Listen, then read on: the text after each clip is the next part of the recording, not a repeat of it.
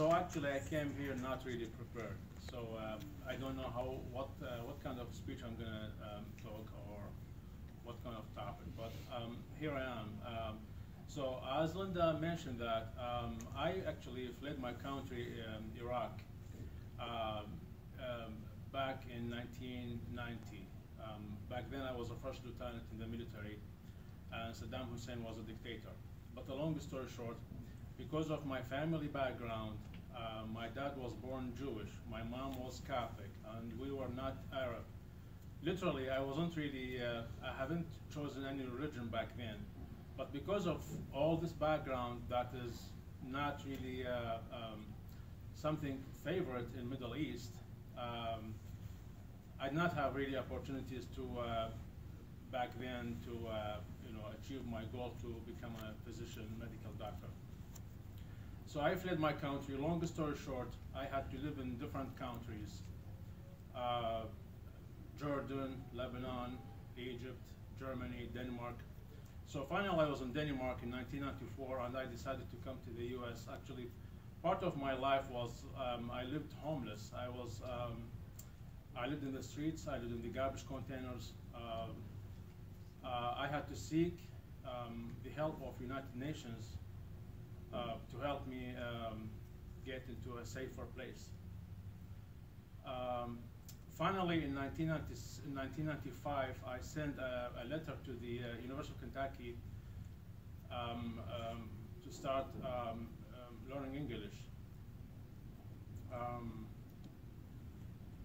Back then, I was actually applying to several places.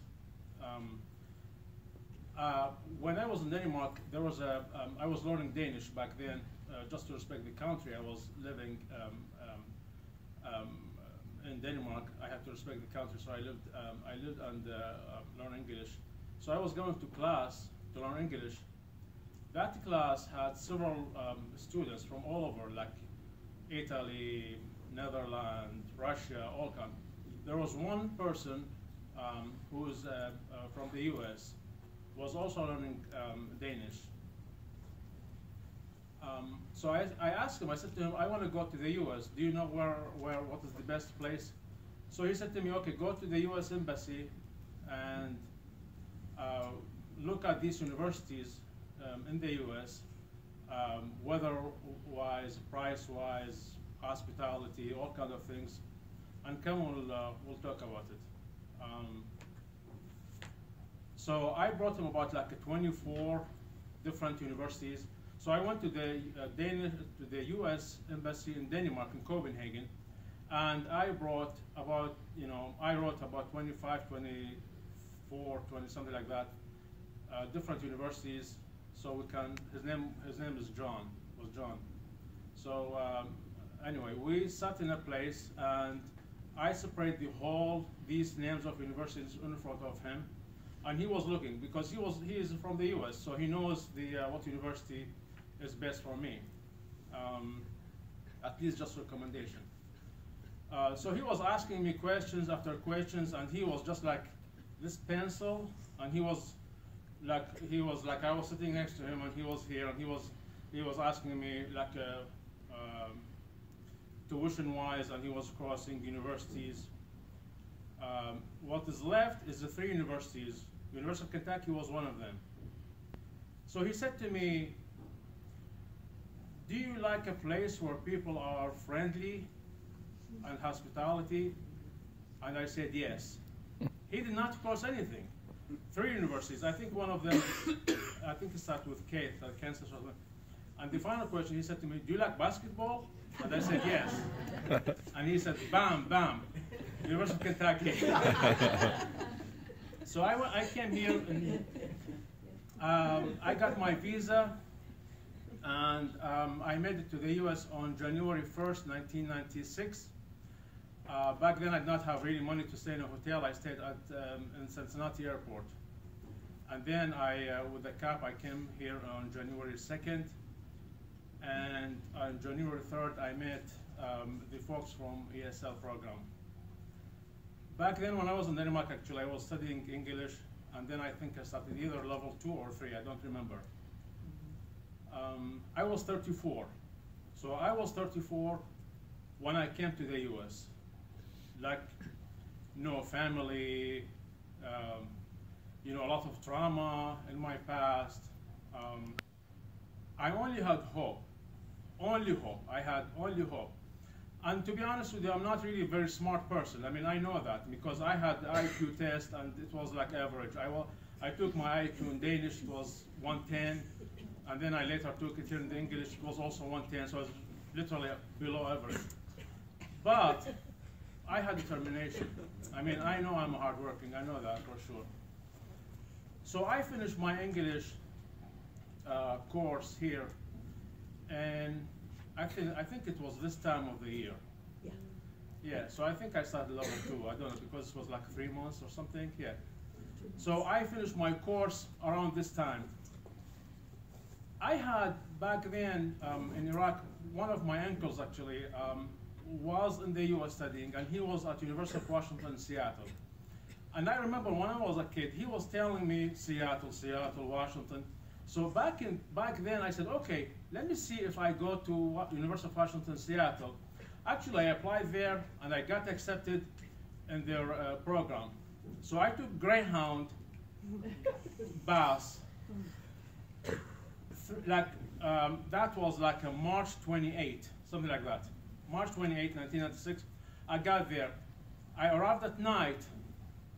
The night, like yesterday. Yesterday, 23 years ago. I was in Seattle. And Kentucky was playing back then. I was sitting, watching the thing, and I really miss Kentucky. I mean, I was there, I was watching TV, and these kids there around me said, hey, your school reached the Final Four. And I said, oh my goodness, I should be there now. John called me, and he said to me, good timing, your school is reaching the Final Four. And the following morning, I was going to these colleges and ask questions, and I was walking in Seattle. Honestly, I did not feel happy there. I did not feel happy there. When I was in the ESL program, the students, just like you, I was sitting just like, students like you, they were saying homesick, homesick, and I miss my home. When I was sitting in the class in the ESL program, they were, all talking about homesick, I miss my home. For me, it does not make any sense, to be honest with you, because I came from wars, I came from horrible, I was imprisoned in my time back in Iraq, so I not really felt the homeless that the ESL program are talking about back then when I was sitting with them. However, when I was in Seattle, I knew what homesick is. I miss Kentucky so much that I took a Greyhound bus at the same day, and I came to Kentucky. This is actually, now I'm a physician, I am an urgent care physician. I work in the ER. Every time, whether it's in New York, whether South Carolina, whether now we live in New York, if I hear the Southern accent, I think this is Kentucky. And this person is really so special. And I see, I'm not supposed to have favorites for my patients, but these patients who speak with an accent, it's really my favorite, because Kentucky is my home.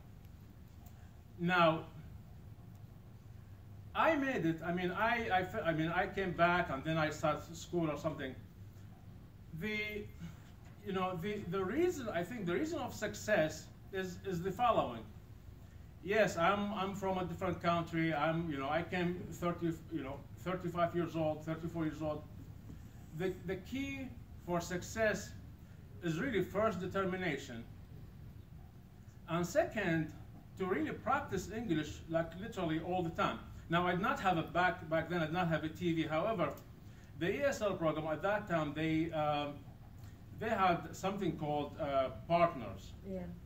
Partners. So back then, when I was a student, the ESL program, they actually set up with students, American students, who, of course, their native is English, but they actually, at the same time, they like to know about the different cultures.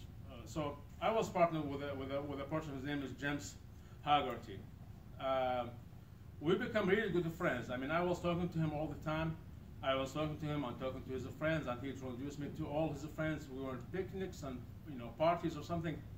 And then I learned English. I mean, the reason I still have an accent because I learned English. I was 34, and I wasn't really did not have the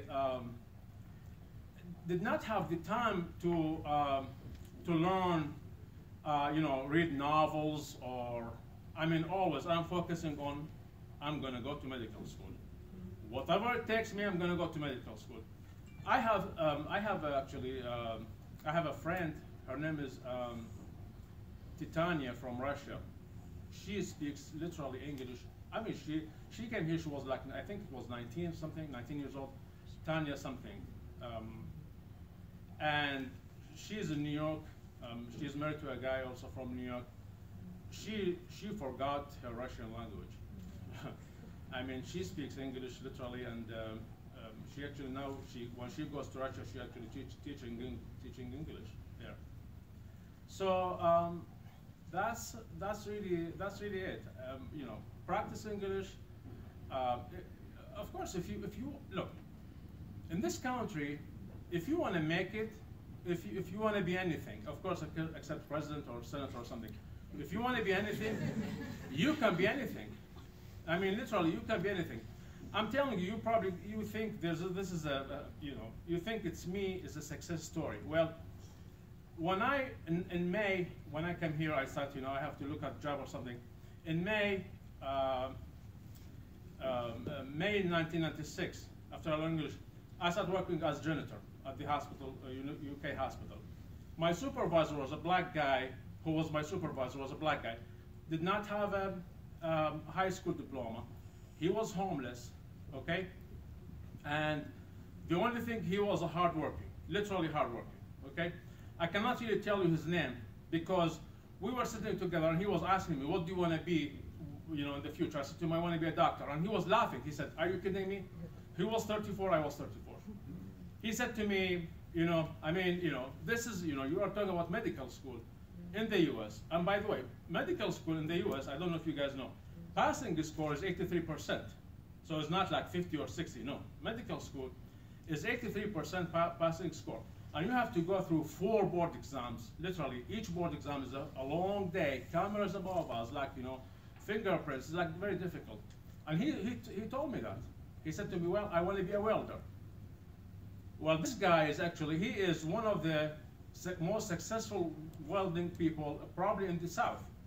And I remember one time I was eating with him lunch or something. I mean, the governor of that state called him because he is asking him for a $7.5 million job.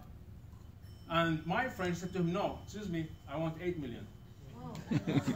He has a welding company now, okay? This is the black guy who did not have a high school diploma. His mom was in prison because she failed the child support. Did not have money. I asked him, I said to him, why welding back then? I said to him, why welding? He said, well, when I was little, people came and tell me that your dad was a welder. So I said to him, so where's your dad? He said, I never saw him. This is the person. I mean,